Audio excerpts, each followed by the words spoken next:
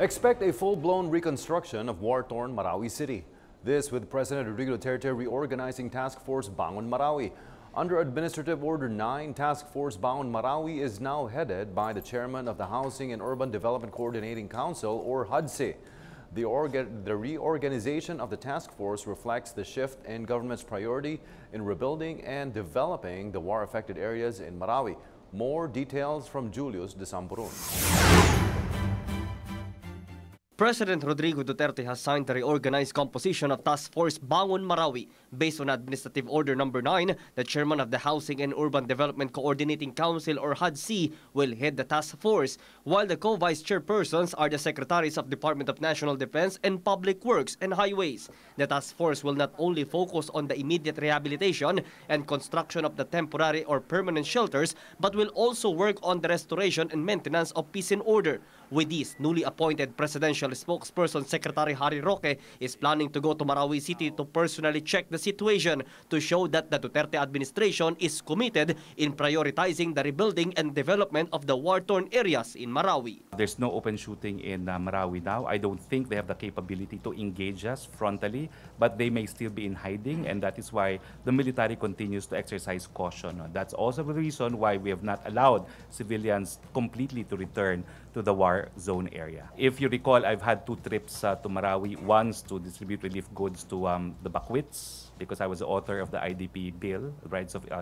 Internally Displaced Persons, and another to provide burgers and other materials for the soldiers. No?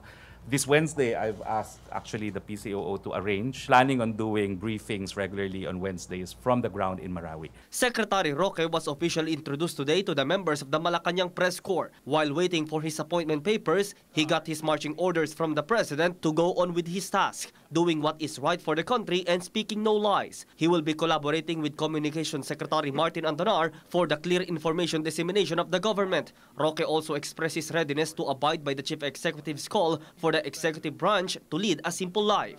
I understand the vehicle to be assigned to a cabinet secretary is an Innova. So I said, sure, I will use an Innova. So hindi nyo nagagamitin yung BMW? Or... Well, I would say that because there's a free car, why not use the free car? 5-year-old car, I will save it from further depreciation. The secretary will also hire a deputy spokesperson to face the palace media in his absence. A former student of mine, he can't report yet because he's taking the bar. He doesn't know yet. I want a millennial. Number 2, I want someone better looking than me so that the women will fall in love with him.